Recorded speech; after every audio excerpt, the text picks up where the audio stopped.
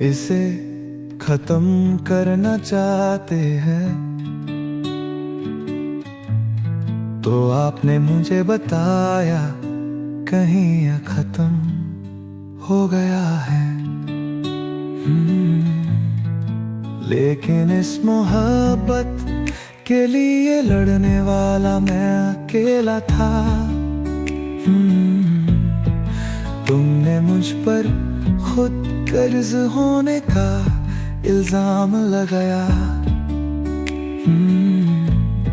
ओ मेरे दिल, मेरे हाल की वजह तुम हो। तुमने मुझे शक और शुभत में गुजारा है। मैं किस जहन्नुम में जी रहा हूँ, मैं रोज मर रहा हूँ। ये तावील अरसे से है, ये खत्म होता नहीं लगता है। ओ, ओ, ओ,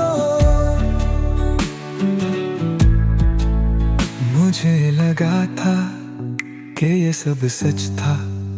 मुझे लगा था तुम भी मेरे साथ थी, लेकिन हर दफा मैं ही हार गया और तुम हर बार निकल गई दूर कहीं। मैं सिर्फ एक तस्वीर बनकर रह गया, एक कहानी जो कोई सुनता नहीं। मुझे जो भी मिला सिर्फ दुख मिला, क्या ये मेरी ही गलती थी? You are the cause of my situation. You made me live in doubts. What the hell am I living in? I'm dying every day. It's been so long, it doesn't seem to end. Ooh, oh.